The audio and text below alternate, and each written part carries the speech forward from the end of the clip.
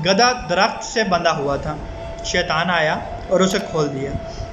گدھا کھیتوں کی طرف بھاگا اور کھڑی فصل کو تباہ کرنے لگا۔ جب کسان کی بیوی نے یہ دیکھا تو اس نے غصے میں گدھے کو مار ڈالا۔ گدھے کی لاش دیکھ کر گدھے کا مالک بہت غصے میں آ گیا اور کسان کی بیوی کو گولی مار دی۔ کسان اپنی بیوی کی موت سے اتنا مشتعل ہوا کہ اس نے گدھے کے مالک کو گولی مار دی۔ جب گدھے کے مالک کی بیوی نے اپنے شوہر کی موت کی خبر سنی تو غصے میں اس نے اپنے بیٹے کو حکم دیا کہ وہ کسان کا گھر جلا دے۔ بیٹے شام کو گئے اور ماں کے حکم کو پورا کرتے ہوئے کسان کے گھر کو آگ لگا دی، یہ سوچ کر کہ کسان بھی گھر میں جل کر مر جائے گا۔ لیکن ایسا نہیں ہوا۔ کسان واپس آیا اور گدھے کے مالک کے تینوں بیٹوں اور بیوی کو قتل کر دیا۔ اس کے بعد کسان نے توبہ کر لی اور شیطان کو کوسنے لگا۔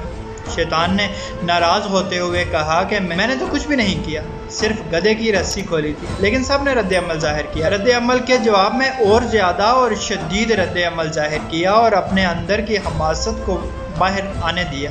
لہٰذا اگلی بار جواب دینے، رد عمل ظاہر کرنے اور کسی سے بدلہ لینے سے پہلے رک جائیں اور ایک لمحے کے لیے سوچیں۔ کبھی کبھی شیطان ہمارے درمیان صرف گدھے چھوڑ دیتا ہے اور باقی کام ہم خود کرتے ہیں۔ روزانہ ٹی وی چینلز گدھے چھوڑتے ہیں۔ کوئی گروپ میں ایک گدھا چھوڑ دیتا ہے، کوئی فیس بک پر ایک گدھا چھوڑ دیتا ہے۔ آپ اور میں دوستوں کے گروپ میں خاندان اور پارٹی، سیاست یا نظریے کے دائرے میں لڑتے رہتے ہیں۔ یاد رکھیں، ٹوٹنا آسان ہے، جڑے رہنا مشکل ہے۔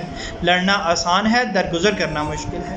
اللہ پاک آسانیاں حاصل اور تقسیم کرنے کی توفیق عطا فرمائے۔ آمین۔ جزاک اللہ۔